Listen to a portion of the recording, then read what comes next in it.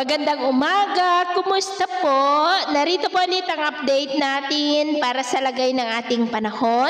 Ngayong umaga po ng January 22, 2025. Sa ngayon po ay patuloy pa rin na malamig ang hanging amihan na nakakaapekto dito sa Northern at Central Luzon, habang mainit naman na easterlies ang umiiral sa Visayas at Mindanao na nagdudulot po yan ng pagkakabuo ng mga localized thunderstorm, lalo na sa dakong hapon, gabi at madaling araw. At ang shear line naman o yung imaginary line ng hangganan ng malamig na amihan at mainit na easterlies ay patuloy pa rin na umiiral sa may Southern Luzon. At sa ating long range forecast, nananatili pa rin naman po na walang bagyo na namamataan na tatawid po sa ating kalupaan for the next 2 weeks. At sa lagay ng ating panahon, ngayong madaling araw ay maayos ang panahon sa malaking bahagi ng bansa, pero may tsansa pa rin ng mga isolated rain sa northeast ng Cagayan, Quezon, Bicol Region, Calapan,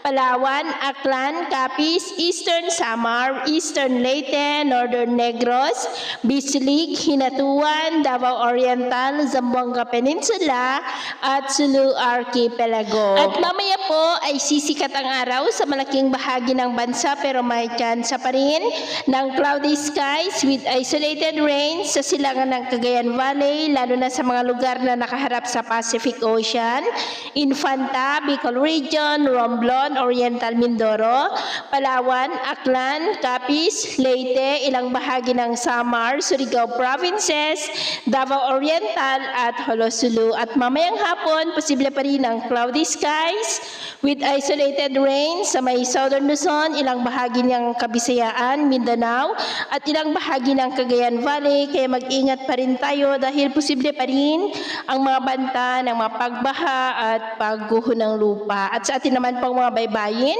maanan po sa mga baybayin ng Batanes, Babuyan Islands at silangang baybayin ng Luzon, na ang mga alon dyan ay posible po na aabot hanggang sa 1.7 to 2.5 meters height. Kaya hanggat maaari po, iwasan na muna natin ang papalaot dyan sa mga may kulay pula para mas makaiwas sa mga sakunang pangkaragatan. So, ito po ang latest update natin sa araw na ito. At ako po muli si James na nagsasabing, sakay na ng pagsubok po na darating sa ating buhay, huwag na huwag po tayong mawawalan ng pag-asa. Thank you and God bless.